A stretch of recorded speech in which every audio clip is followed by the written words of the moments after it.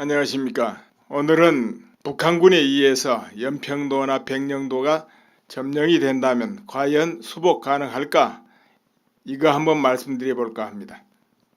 어제 29일에는 북한이 중거리 미사일을 발사했죠. 그래가지고 일본을 넘어가지고 저 태평양이 떨어졌습니다. 26일에는 백령도와 대연평도를 점령하겠다. 그런 군사작전을 공개적으로 이제 보였습니다. 그렇다면은 왜 김정은이 그렇게 할까요? 요즘 보니까 요 며칠간은 미국을 직접 자극하는 건 조금 자제하는 것 같습니다.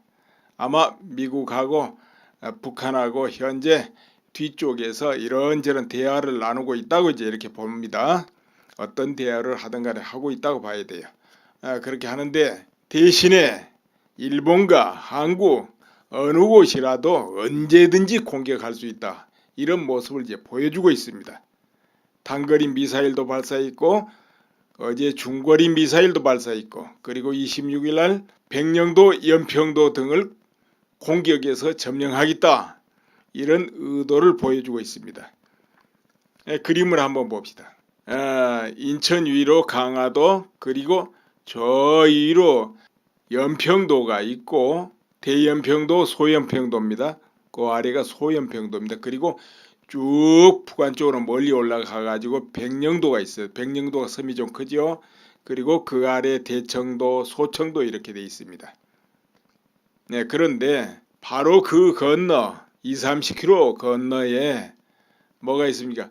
북한의 해안포 기지라든가 여러 기지들이 쭉 늘어져 있습니다. 여기는 이제 얼마나 중요하느냐면은 북한 입장에서는 휴전선에서 한참 올라간 자리 아닙니까? 그렇죠, 여러분?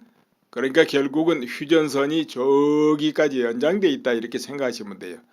그런데 만약에 한국 입장에서 백령도, 대청도, 소청도, 연평도가 북한 것이라 이렇게 생각해 보세요. 그럼 어떻게 되겠습니까? 바로 강화도 앞에, 인천 앞에가 바로 위협을 받게 됩니다. 그래서 저거는 너무나 중요하거든요.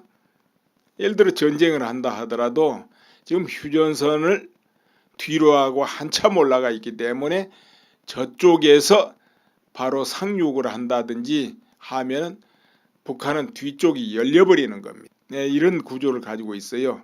그래서 항상 북한이 어떻게 하든지 백령도, 대청도, 소청도, 연평도 여기는 우리 것이다 하고 이제 신경을 많이 쓰고 있습니다. 근데 그럴만해요. 위치가 한국 입장에서는 절대로 저 자리를 내주면 안 되는 자리다. 이런 이야기죠. 그렇다면은 과연 북한군이 백령도나 대연평도를 공격해서 점령할 수 있을까요? 우선 백령도 보겠습니다. 지금까지 계속 최신 무기로 방어를 하기 위해서 보강을 해왔고 일개 여단 이상이 주둔을 하고 있습니다. 해병대가. 그리고 이제 건너편에 보면 고안포 기지가 있죠. 돌아서 장산꽃을 돌아서 고안포 기지가 있는데 여기에 북한이 공기부양정 60척에서 70척 정도를 수용하고 있습니다. 그러니까 1척당 40명, 50명이 탑승이 가능합니다. 그런데 속도가 70에서 100km 가까이 나오는 거예요. 굉장히 빠릅니다. 모두 동원하고 병력을 가득 실으면 2,000에서 3,000명까지도 동원할 수 있다. 이런 것이죠. 거기다 고무보트 또 있는 대로 동원하고 그러면 상당히 많은 병사를 동원할 수 있다. 이런 거죠.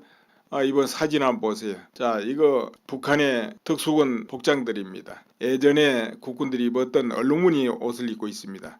그리고 머리에는 야간 투시경을 또 달았어요. 가짜든 진짜든 붙였습니다. 그리고 선글라스도 끼고 또 탄창 둥근 거 보이시죠? 저기 한 150발 들어가는 헬리켈 탄창이다. 이런 것이죠. 이렇게 그리고 또 방탄복 입었네요. 그런데 언뜻 봐서 우리 국군하고 차이가 없죠? 모양이 좀 어두울 때 구분되겠습니까? 저렇게 복장하면은. 아무튼 그런데 이들이 공중으로 낙하를 하고 AN2기 타고 공중 낙하하는 그림 보세요. 공중 낙하하고 그리고 보트 타고 바다로 공격하고 뭐 이런 모습이죠. 그 전에 또 해안포로 집중 공격하고 뭐 이런 거 있는데 이 방식으로 백령도를 점령할 수 있을까요? 지금 한국 방어 무기 보겠습니다. 백령도에는 그동안에 이제 많은 제식 무기가 배치되어 있는데 공중을 향해서는 천궁과 천마가 배치되어 있다. 이것이죠. 전부 지대공 미사일인데요. 천궁은 중거리 지대공 유도 무기고 천마는 단거리 지대공 미사일입니다. 이제 공중을 향해서 주로 쏘는데 그래서 AN2기라든가 공중으로 접근해 오는 거, 북한의 전투기라든가 이런 것은 이제 이 두 무기가 상대하고, 그리고 배후에서 포격을 한다든지 이런 것은 다연장 로켓 천무가 이제 담당한다. 이것이죠. 천무가 그 배후를 공격합니다. 또 K9 자주포도 아마 있겠죠. 그 뒤로 계속 증강된 것이 무인정찰기, 그리고 스파이크 미사일. 스파이크 미사일은 저거 해안 포대를 무력화하는 미사일입니다. 그리고 음향 표적 탐지 장치, 이런 것은 이제 어디서 적이 어떤 방법으로 공격하는가를 이제 바로 자동으로 찾아내는 것이죠. 그리고 전술 비행선이라든가 그리고 코브라 공격 헬기 이런 등등 배치되어 있고, 또 해병대가 그동안에 좀 증강 배치되었죠. 자, 이렇게 되는데 이런 무기 가지고는 공기 부양정을 효과적으로 제압하기 어렵겠죠. 그러면 그 전차 포탑을 떼 가지고 배치해 놓은 그 구형 전차포가 있어요. 그게 해안을 이제 방어하고 있습니다. 그런데 그 전차포는 수동이고 느려 가지고 그 빠르게 접근해 오는 그 공기 부양정을 맞추기 어렵다 이것이죠. 그래서 지금 배치되는 게 또 뭐냐? 그것이 바로 비궁입니다. 비궁. 비궁이 올해부터 이제 이게 배치되는 걸로 알려져 있는데요. 트럭에 발사관 2대를 장착하면 40발을 한꺼번에 쏠 수 있습니다. 이제 탄도 이력은 좀 약하지만은 근데 공기부양정 잡는 데는 문제없다 이거죠. 공기부양정은 뭐 철갑으로 막 둘러싸인 그런 배가 아니기 때문에. 그런데 이게 이제 수동으로 하는 게 아니고 당연히 적외선 영상 탐색기로 다중 표적을 동시에 대응할 수 있는 능력을 갖추고 있어요. 그래서 표적만 방향만 지적이 되면 자동으로 탐지해 가지고 표적을 명중시키는 겁니다. 그렇기 때문에 수십 적이 한꺼번에 고속으로 달려오는 바로 그 공기부양정을 경멸시키기 딱 좋은 그런 이제 무기죠. 그래서 이것이 배치되면은 북한의 이제 공기부양정은 별 힘을 못 쓰지 않겠냐 이렇게 생각이 들죠. 이제 그 외에 공격 헬기 또는 아파치 헬기 이런 것도 있습니다만은 이런 아파치 헬기 이런 경우는 어떤 경우에 문제가 되느냐면은 북한 병사들이 특수군이 휴대용 미사일을 가지고 공격을 하면 이게 좀 취약하단 말이에요. 그런 경우는 물론 전투기에서 폭격을 할 수도 있고 그러겠지만은 이제 그러기 때문에 이 비궁이 딱인데 비궁을 놔두고 또 효과적으로 막을 수 있는 무기가 뭘까 이렇게 생각해본 우리 병사들한테 바로 휴대용 유도 무기를 나눠주면 어떻게 하겠나 이런 생각도 들어요. 꼭 무거운 장갑차에 아니면은 헬리콥터에 배치해서 할 게 아니고 그냥 병사들한테 나눠줘 가지고 바로 쏘게 하면은 그건 어떨까 이런 생각도 듭니다. 그것도 아주 효과적이지 않겠냐 그런 이야기 있고, 또 그런 공기부양정은 약해요. 약하기 때문에 이제 바닷가에 상륙을 못하게끔 철책을 설치하는 거, 새꼬챙이 달아가지고 이렇게 하면 그 체중 방어선이 안 되겠나. 이제 상륙할 만한 곳에 그것을 열었다 닫았다 하면 더 좋지요. 이쪽에서 필요할 땐 열어놓고 필요 없을 땐 닫아놓고 잠궈놓고 이런 방식도 있겠다 싶어요. 북한군이 예를 들어서 백령도나 연평도를 공격한다 하면은 그렇게 대대적으로 공격하고 이런 것은 어렵지 않겠냐 봐요. 아마 그렇게 되면 자칫하면 이쪽에 충분한 준비가 돼 있기 때문에 대학살이 일어날 수 있는 것이죠. 그러면 어떻게 할 것 같습니까? 밤에 아주 은밀하게 침투해 가지고 초소를 장악한다든지 어떤 그 대응 무기를 장악한다든지 이제 이런 방법으로 할 수가 있죠. 그렇게 하고 어느 정도 장악이 되면 대대적으로 공격에 들어오는 거, 아니면은 장악을 하고 계속 천천히 상륙해가지고 인질로 모두 잡는 거. 이런 방법이 쓸 수 있다 이런 이야기죠. 마치 겉으로는 엄청나게 대대적으로 공격할 것처럼 이렇게 분위기 잡아놨지만은 실제로는 기상천외한 방법으로 공격을 하지 않냐. 그런데 연평도 같은 건 어떻겠습니까? 연평도 같은 곳은 그렇게 크게 지금 방어 무장이 돼 있지 않고 또 지키는 병력도 저 백령도보다는 적죠. 또 섬도 좋고 그렇지만은 이 백령도 같은 경우는 아예 대비가 그렇다 하더라도 연평도는 좀 약하단 말이에요. 그럼 연평도를 순식간에 기습적으로 대거 공격을 해가서 점령하는 방법, 이런 것이 연평도가 조금 쉬울 수도 있지 않냐.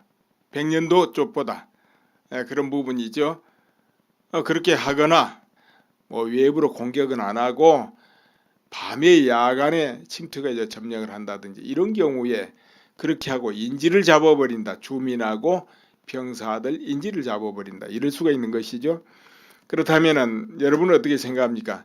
만약에 인질을 잡고 연평도를 점령했다 북한군이, 그러면 어떻게 할까요? 우리 군이 확전을 불사하고 어디를 공격할까요? 망설일까요?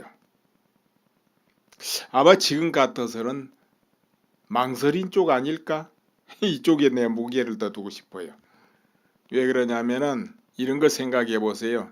이명박 대통령 때 뭔 일이 있었습니까? 연평도 포격을 해왔습니다. 그럴 때 말로만 하다가 도대체 반격다운 반격 못하고 말았어요. 안 했어요. 왜 그러냐? 한편으로 그 이유에 대해서 전시작전권이 없어 그렇다 이런 말도 있었지만은 확전을 염려했고 그것을 원치 않았기 때문에 그렇지 않았느냐, 이렇게 보는 것이죠. 그래서 그렇게 됐고 또 그런 걸 알기 때문에 북한군이 마음대로 공격을 했던 거죠. 그런데 박근혜 대통령 때는 어땠습니까? 북한에서 어떤 도발을 하지를 못했어요. 물론 그 목함질에 하나 터뜨린 게 있어요. 휴전선에. 그래가지고 우리 군인 한두 명 다쳤잖아요. 이제 그렇게 하고 그러다 보니까 또 대북 방송 그때부터 하기 시작한 거 아니에요. 그러니까 북한 입장에서는 손해가 훨씬 컸죠. 그 외에는 없었어요. 왜 없겠습니까? 박근혜 대통령 때는 북한군이 무력 도발을 하면 확전도 불사한다, 이런 어떤 분위기가 있었다는 것이죠. 그때는. 그럼 북한군이 공격하면 공격을 당한 그쪽에 지휘관이 책임지고 알아서 결정하라 이런 식이고 마음껏 공격해버린다는 거. 그러니까 내가 볼 때는 오히려 북한군이 도발을 자제했다 이렇게 보는 겁니다. 만약에 지금도 대통령이나 군 지휘부들이 확전을 원치 않는다, 확전을 해가지고 초토화되는 건 막아야 된다, 이런 사고를 가지고 있다면 북한은 바로 그것을 읽고 도발을 마음대로 할 수 있다 이런 말이죠.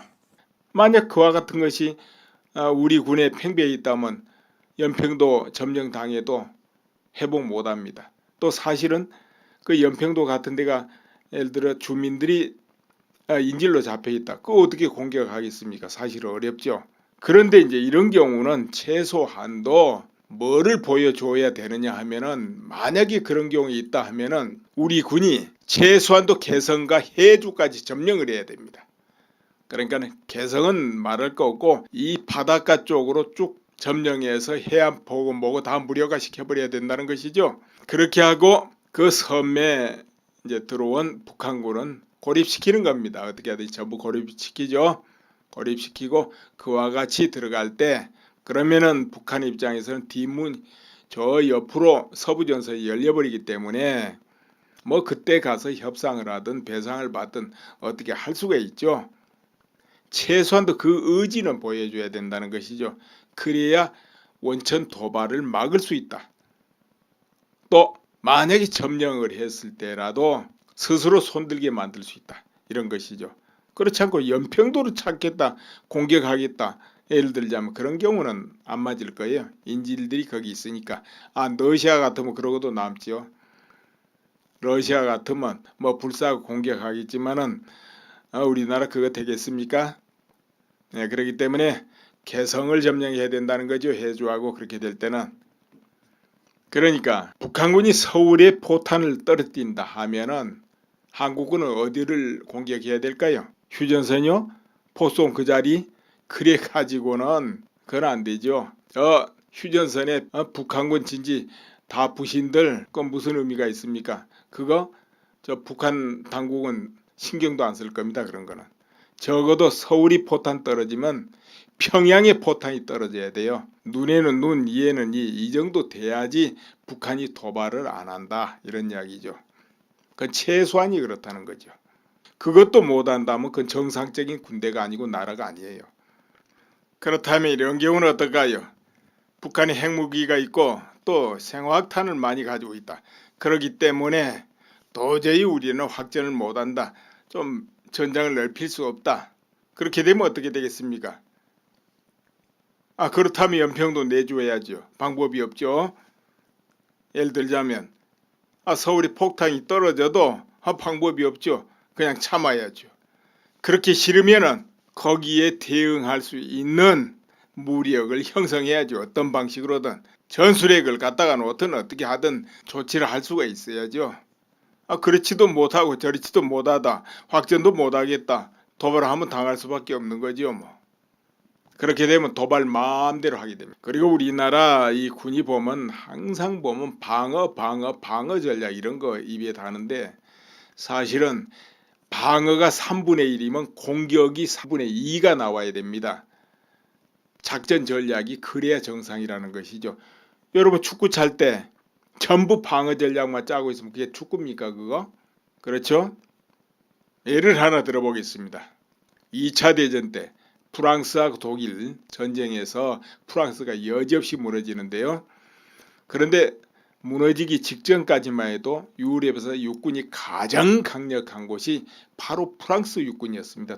독일군이 아니고 독일군은 프랑스군에 비해서 병력이나 장비나 모든 부분에서 열세였다는 것이죠. 히틀러 군이 프랑스군이 병력도 훨씬 앞섰고 질적으로도 훨씬 앞섰다 이런 이야기죠. 훈련된 병사 수도 훨씬 많았고 무기도 탄약도 훨씬 더 준비가 제대로 돼 있었고 자 그런데 왜 그런 문제가 생겼을까? 프랑스군은 모든 것이 방어 위주였다 이거예요. 방어 마지노선을 만들어서 튼튼하게 방어를 한다 이렇게 되고 독일군이 이렇게 쳐들어오면 이렇게 막고 저렇게 오면 저렇게 막는다 이런 방어 전략이다 이거죠. 그러다 보니까 이 프랑스의 그 작전을 짜는 최고 우두머리들이 오직 구태연한 그런 작전 항상 있었던 기본적인 거 여기에 충실했다는 것이죠. 그런데 독일군은 어땠냐? 여러 부분에서 프랑스군에 미치지 못하는데 히틀러가 계속 프랑스 공격 이 꿈을 꾼다는 거죠. 그러니까 그 밑에 장군들이 쌍수를 들어가지고 반대를 하는 거예요. 안 됩니다. 아직은 안 됩니다. 부족합니다. 도저히 안 됩니다. 탄약도 부족하고 기갑도 부족하고 다 부족하다 이거죠. 병력도 아직 훈련이 안 됐고 이렇게 하는데 그래도 워낙에 강력하니까 공격 할 수 없이 이제 그 작전을 다 짜잖아요. 그래서 많은 작전이 이제 나오고 아이디어라도 좋고 계속 쏟아져 나오는 거예요. 어떻게 하면 프랑스를 무력화하고 승리할 수 있을까? 이러다 보니까 이제 여러 작전이 나오고 그 중에 하나가 선택된단 말이에요. 그래서 프랑스 마지노선을 기갑부대로 우회해 가지고 또 한쪽에서는 주공 전선을 만드는 척 하면서 우회해 가지고 후방으로 밀어붙여 버리거든요. 자 그런데 프랑스가 어땠냐면은 자기들이 원체 강하고 또 1차 대전에 승리했고 그러다 보니까 그 전운이 감도는데도 프랑스인들이 안보 불감증 전쟁은 나무나라 이야기다 이 정도였단 말이에요. 막 폴란드가 독일군에 점령당하고 이래도 나무일 같았다 이거예요. 이렇게 안보 불감증이 평배하고 있었는데 고만 후방으로 탱크가 막 밀고 들어온다 이 말이에요. 그런데 지방 이 도시가 어떻게 되느냐 전부 앞장서 가지고 무슨 독일군을 환영하듯이 우리는 싸울 의사 없다고 하고는 다 항복해 버렸다는 것이죠. 뭐 기업주들은 공장 문 닫고 돈 빼서 도망가고 노동자들은 오히려 독일군 맞이하듯이 무기 만드는 공장 문 닫고 이런 식이 됐단 말이에요. 그러니 어떻게 됩니까? 중앙정부에서 총동원령 내려봐야 소용이 없죠. 또 프랑스군이 싸울 수 있습니까? 후방이 그 모양 돼버리는데 결국은 육주도 못 버티고 무조건 항복하게 된다 이겁니다. 그래서 어떻게 됩니까?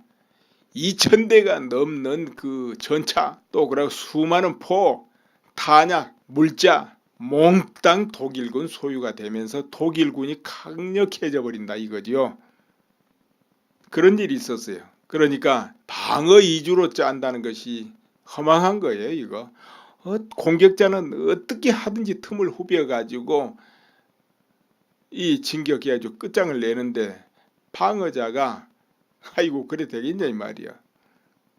그러니까 이제 우리 군도 방어도 좋지만 모든 것을 치열하게 밤낮으로 공격자 입장에서 구상을 해야 되지 않나 이런 이야기죠. 그래서 다시 바꿔 말하면은 평화를 원하면은 전쟁을 두려워하지 말라. 이래야 평화가 있는 거예요. 평화를 좋아하는데 평화만 사랑하고 있으면 그것은 전쟁을 불러일으킨다. 역으로 오히려 이런 이야기죠. 전쟁과 평화는 뿌리가 하나다. 평화를 원한다면 강해져라. 오늘은 이만하겠습니다.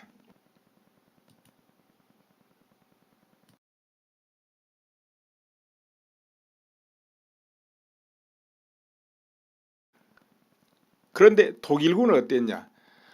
여러 부분에서 프랑스군에 미치지 못하는데 히틀러가 계속 프랑스 공격 이 꿈을 꾼다는 거지요. 그러니까 그 밑에 장군들이 쌍수를 들어가지고 반대를 하는 거예요. 안 됩니다. 아직은 안 됩니다. 부족합니다. 도저히 안 됩니다. 탄약도 부족하고 기갑도 부족하고 다 부족하다 이거죠. 병력도 아직 훈련이 안 됐고 이렇게 하는데 그래도 워낙에 강력하니까 공격 할 수 없이 이제 그 작전을 다 짜잖아요. 그래서 많은 작전이 이제 나오고 뭐 아이디어라도 좋고 계속 쏟아져 나오는 거예요. 어떻게 하면 프랑스를 무력화하고 승리할 수 있을까? 이러다 보니까 이제 여러 작전이 나오고 그 중에 하나가 선택된단 말이에요. 그래서 프랑스 마지노선을 기갑부대로 우회해 가지고 또 한쪽에서는 주공 전선을 만드는 척 하면서 우회해 가지고 후방으로 밀어붙여 버리거든요. 자, 그런데 프랑스가 어땠냐면은 자기들이 원체 강하고 또 1차 대전에 승리했고 그러다 보니까 그 전운이 감도는데도 프랑스인들이 안보 불감증, 전쟁은 나무나라 이야기다 이 정도였단 말이에요. 막 폴란드가 독일군에 점령당하고 이래도 나무일 같았다 이거예요. 이렇게 안보 불감증이 평배하고 있었는데 고만 후방으로 탱크가 막 밀고 들어온다 이 말이에요. 그런데 지방 이 도시가 어떻게 되느냐, 전부 앞장서 가지고 무슨 독일군을 환영하듯이 우리는 싸울 의사 없다고 하고는 다 항복해 버렸다는 것이죠. 뭐 기업주들은 공장 문 닫고 돈 빼서 도망가고 노동자들은 오히려 독일군 맞이하듯이 무기 만드는 공장 문 닫고 이런 식이 됐단 말이에요. 그러니 어떻게 됩니까? 중앙정부에서 총동원령 내려봐야 소용이 없죠. 또 프랑스군이 싸울 수 있습니까? 후방이 그 모양 돼버리는데 결국은 육주도 못 버티고 무조건 항복하게 된다 이겁니다. 그래서 어떻게 됩니까? 2000대가 넘는 그 전차, 또 그리고 수많은 포, 탄약, 물자 몽땅 독일군 소유가 되면서 독일군이 강력해져 버린다 이거지요. 그런 일이 있었어요. 그러니까 방어 이주로 짠다는 것이 허망한 거예요. 이거 공격자는 어떻게 하든지 틈을 후벼 가지고 이 진격해가지고 끝장을 내는데 방어자가 아이고 그래 되겠냐 이 말이야. 그러니까 이제 우리 군도 방어도 좋지만 모든 것을 치열하게 어떻게 하든지 전부 고립시키죠. 고립시키고 그와 같이 들어갈 때 그러면은 북한 입장에서는 뒷문 저 옆으로 서부전선이 열려버리기 때문에 뭐 그때 가서 협상을 하든 배상을 받든 어떻게 할 수가 있죠. 최소한도 그 의지는 보여줘야 된다는 것이죠. 그래야 원천 도발을 막을 수 있다. 또 만약에 점령을 했을 때라도 스스로 손들게 만들 수 있다. 이런 것이죠. 그렇지 않고 연평도를 찾겠다, 공격하겠다. 예를 들자면 그런 경우는 안 맞을 거예요. 인질들이 거기 있으니까.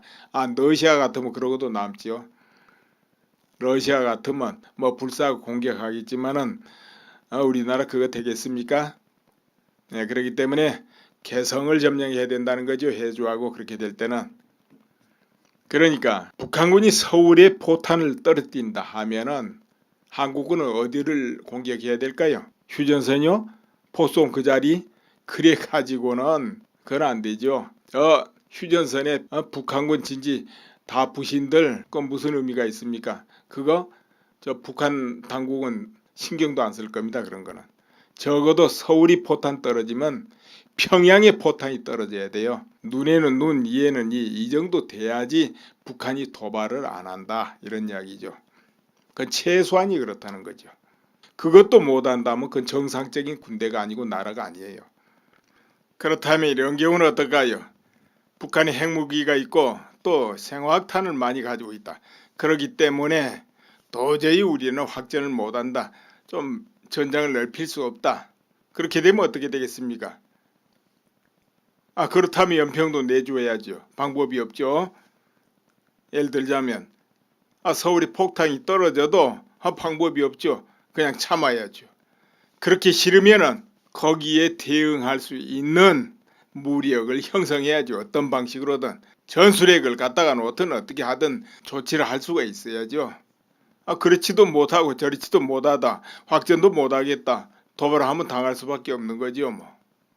그렇게 되면 도발 마음대로 하게 됩니다. 그리고 우리나라 이 군이 보면 항상 보면 방어 전략 이런 거 입에 다는데 사실은 방어가 3분의 1이면 공격이 4분의 2가 나와야 됩니다. 작전 전략이 그래야 정상이라는 것이죠. 여러분 축구 찰 때 전부 방어 전략만 짜고 있으면 그게 축구입니까 그거? 그렇죠? 예를 하나 들어보겠습니다.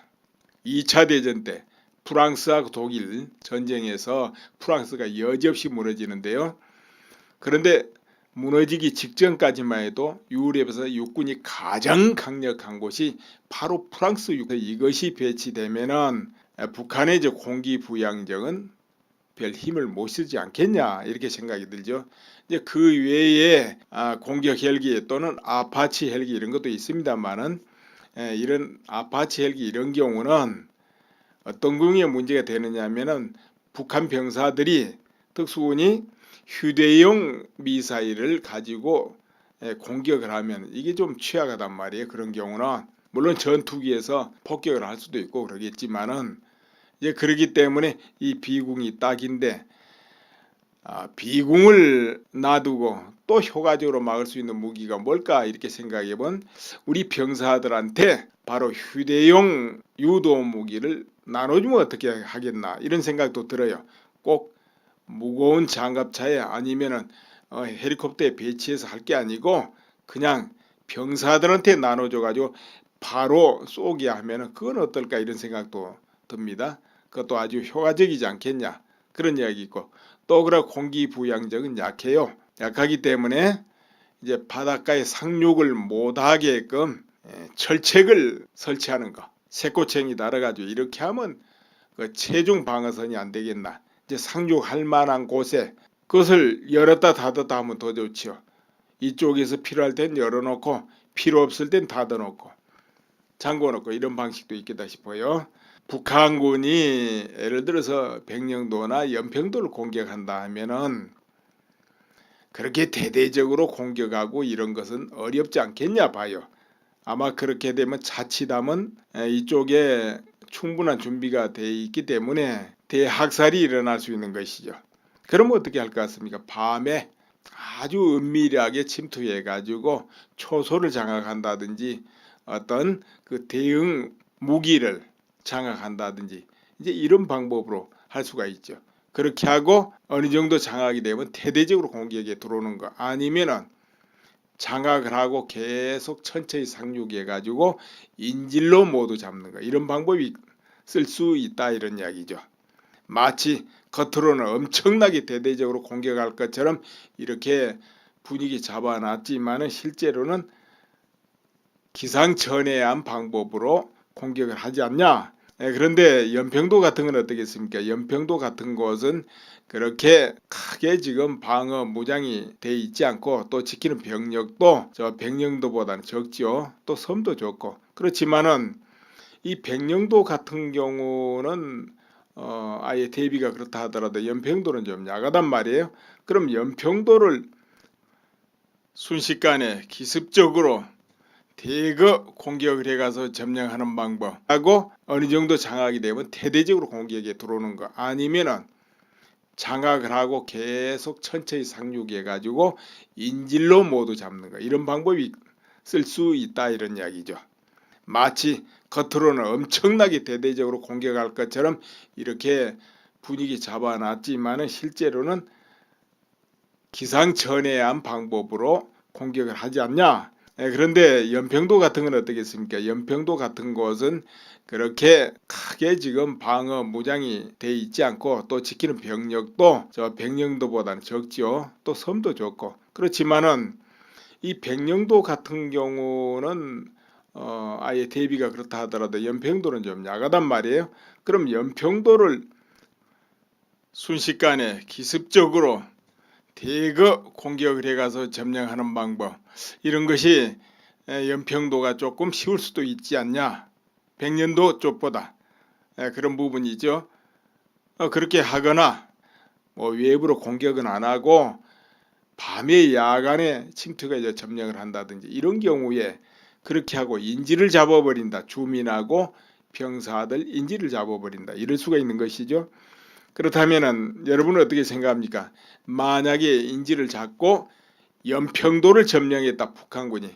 그러면 어떻게 할까요? 우리 군이 확전을 불사하고 어디를 공격할까요? 망설일까요? 아마 지금 같아서는 망설인 쪽 아닐까? 이쪽에 내 무게를 더 두고 싶어요. 왜 그러냐면은 이런 거 생각해 보세요.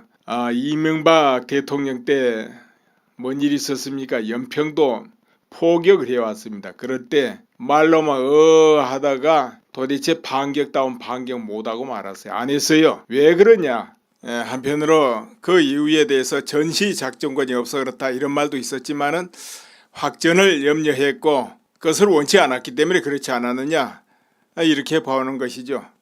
그래서 그렇게 되고, 또 그런 걸 알기 때문에 북한군이 마음대로 공격을 했던 거죠. 그런데 박근혜 대통령 때는 어땠습니까? 북한에서 어떤 도발을 하지를 못했어요. 물론 그 목함질에 하나 터뜨린 게 있어요. 휴전선에. 그래가지고 우리 군인 한두 명 다쳤잖아요. 이제 그렇게 하고 그러다 보니까 또 대북 방송 그때부터 하기 시작한 거 아니에요? 그러니까 북한 입장에서는 손해가 훨씬 컸죠. 그 외에는 없었어요. 왜 없겠습니까? 박근혜 대통령 때는 북한군이 무력 도발을 하면 확전도 불사한다, 이런 어떤 분위기가 있었다는 것이죠. 그때는. 그럼 북한군이 공격하면 공격을 과연 북한군이 백령도나 대연평도를 공격해서 점령할 수 있을까요? 우선 백령도 보겠습니다. 지금까지 계속 최신 무기로 방어를 하기 위해서 보강을 해왔고 일개 여단 이상이 주둔을 하고 있습니다. 해병대가. 그리고 이제 건너편에 보면 고안포 기지가 있죠. 돌아서 장산꽃을 돌아서 고안포 기지가 있는데 여기에 북한이 공기부양정 60척에서 70척 정도를 수용하고 있습니다. 그러니까 1척당 40명, 50명이 탑승이 가능합니다. 그런데 속도가 70에서 100km 가까이 나오는 거예요. 굉장히 빠릅니다. 모두 동원하고 병력을 가득 실으면 2,000에서 3,000명까지도 동원할 수 있다, 이런 것이죠. 거기다 고무보트 또 있는 대로 동원하고 그러면 상당히 많은 병사를 동원할 수 있다, 이런 거죠. 이번 사진 한번 보세요. 자, 이거 북한의 특수군 복장들입니다. 예전에 국군들이 입었던 얼룩무늬 옷을 입고 있습니다.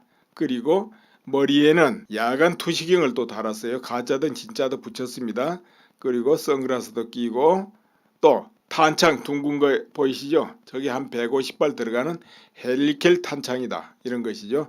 이렇게 그리고 또 방탄복 입었네요.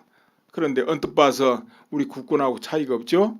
모양이 좀 어두울 때 구분되겠습니까? 저렇게 복장하면은. 아무튼 그런데 이들이 공중으로 낙하를 하고 AN2기 타고 공중 낙하하는 그림 보세요.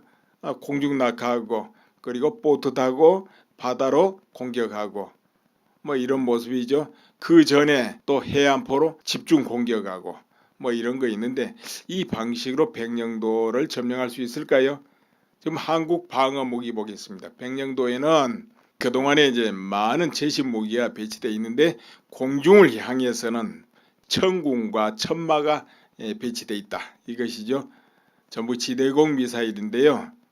천궁은 중거리 지대공 유도 무기고 천마는 단거리 지대공 미사일입니다. 이제 공중을 향해서 주로 쏘는데 그래서 AN2기라든가 공중으로 접근해 오는 거, 북한의 전투기라든가 이런 것은 이제 이 두 무기가 상대하고 그리고 배후에서 포격을 한다든지 이런 것은 다연장 로켓 천무가 이제 담당한다 이것이죠. 천무가 그 배후를 공격합니다. 또 K9 자주포도 아마 있겠죠. 그 뒤로 계속 증강된 것이 무인정찰기 그리고 스파이크 미사일. 스파이크 미사일은 저거 해안 포대를 무려고 하는 미사일입니다. 그리고 음향 표적 탐지 장치 이런 것은 이제 어디서